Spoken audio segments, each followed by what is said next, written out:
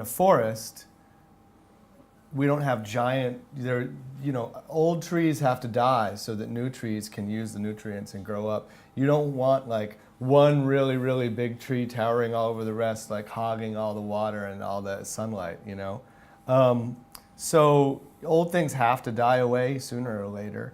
But on the other hand, I'm a huge fan of all the bands that you just mentioned, and I don't want people to ever not want to listen to their music. And you know, I'm so thrilled that my 6-year-old nephew gets to listen to the Beatles, and I'm so excited that my 1-year-old niece doesn't even know they exist yet, and that's all waiting out in front of her. So you know, I'm kind of two minds about it. My guess as of this taping is that people won't listen to albums, and that the album is on its way out as an art form, which makes me very, very sad, because I think that the album is a great format.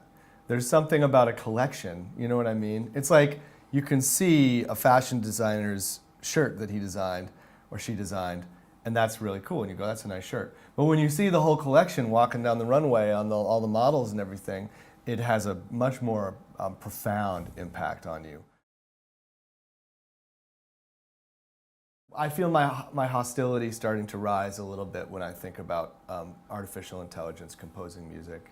I just think, gosh, there's something.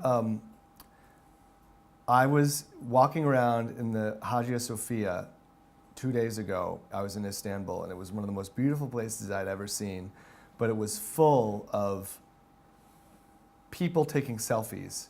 And nobody seemed to be paying any attention to the beauty of it at all. They were all just sort of pursing their lips and sticking out their butts and taking pictures of themselves in front of mosaics of Christ and things like that.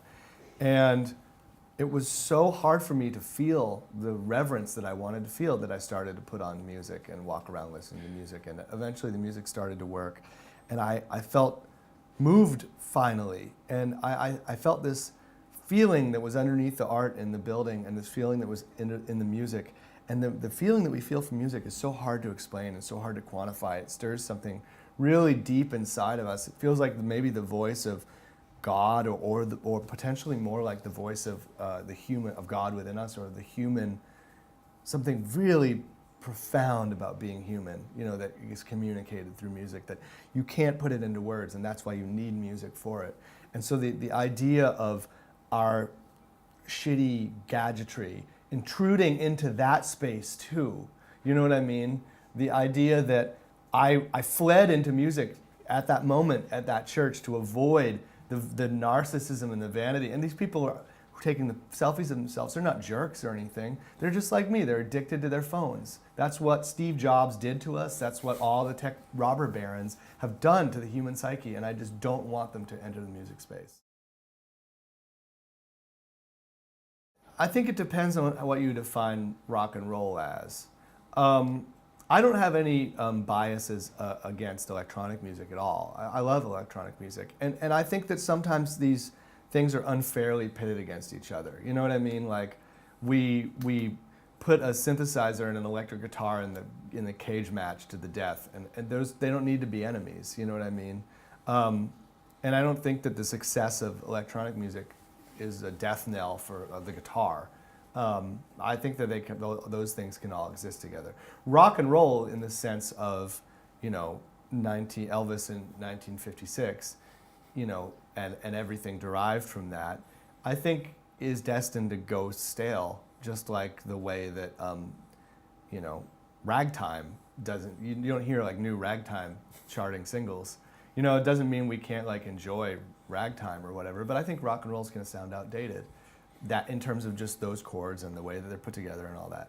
And that's fine. That doesn't bother me. I think that the government needs to make laws that restrict the predatory practices of these tech robber baron people. I think that would really help. And the cats, you know, the toothpaste is already out of the tube with people who are not used to not paying money for music. And even $10 a month for a streaming service is not very much.